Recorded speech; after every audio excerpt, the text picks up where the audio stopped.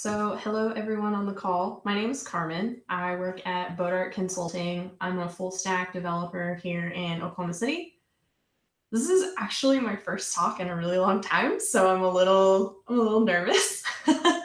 I used to do a whole bunch, but of course, like the last year, it's been like a little weird, right? Um, I really like talking about C sharp because JavaScript was the first language that I learned. And over the past few years, I've worked a whole lot with C sharp. And I didn't really love it because it's not as flexible as JavaScript lets me be. But then I found generics, and I'm actually really excited to talk about them because they're part of what won me over to start being like, oh, okay, C sharp's actually pretty okay. So, what are generics? We are not talking about the cheaper items at the store. We are talking about generic in the idea that you can swap one thing for the other. So, this is common across multiple languages, but we're at C sharp, so we'll talk about that. Um,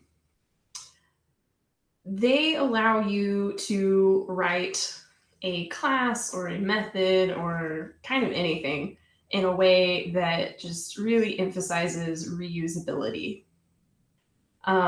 It happens to me a lot that I have a method and it has like a zillion overloads, and I'm like, man, I hate that I've had to write this method so many times.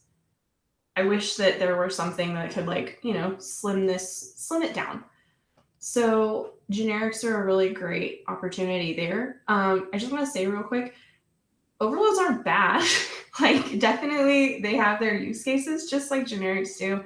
If you have like for this type we have this logic, but for this type we have this other logic, you probably don't want to use generics. But if the logic is largely the same, I really think generics are a really great choice to again just like slim things down.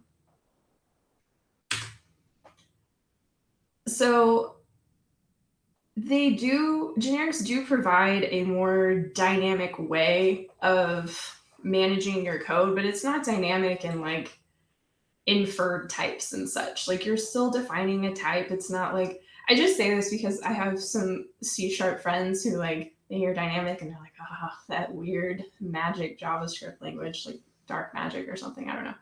So the generics do allow you more like dynamic ways of managing things. It's more in the flexibility of it though, less in like this type is going to be something that I don't know what it's going to be. It's not like that at all. So, how do generics work?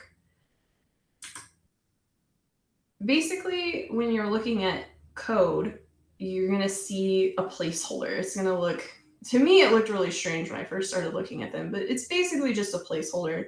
And then when you invoke the method or you instantiate the class or those types of things, you then specify at that point in time. And we're going to see some examples of that here soon.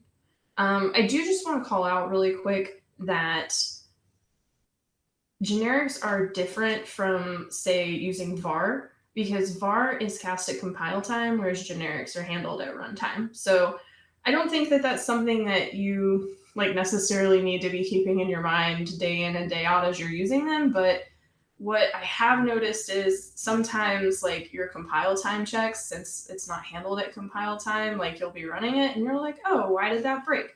So just keep in mind that the checks aren't quite as nice as they would be if they ran at compile time. So when should you use a generic? Anytime you want to save time, not money, just kidding. Basically, like I said, you can use generics. Sorry, my phone just fell on me.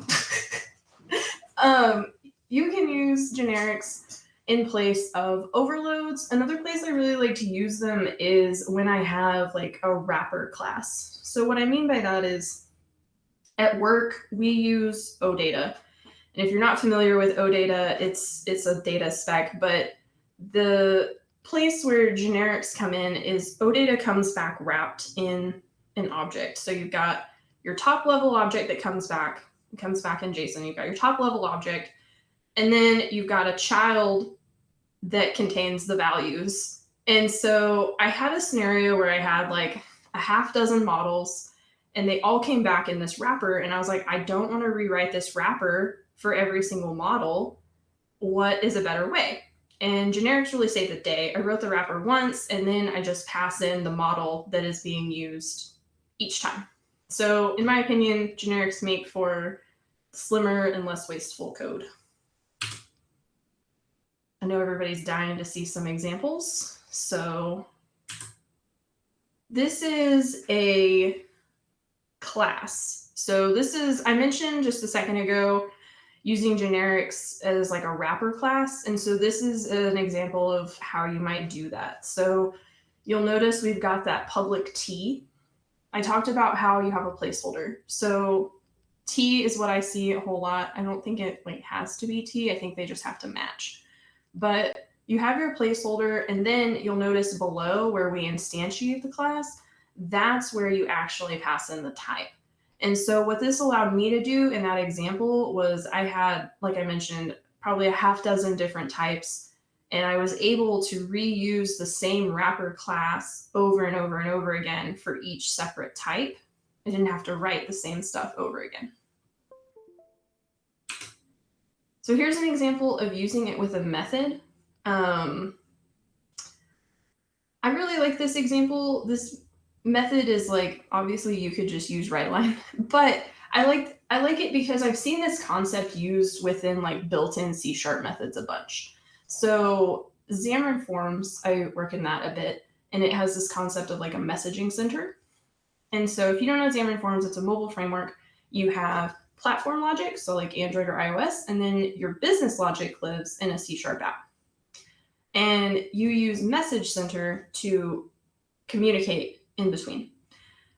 And you see stuff like this all the time because Message Center wanted to be generic. It wanted to be able to pass, say, an object back and forth. So it had to be generic. It had to allow you to pass in whatever kind of type you wanted to pass in to get from A to B. So I think it's just like a really cool generics use case. So have some references, and that is actually all I had. So thanks for listening, everyone, and I'm gonna stop sharing.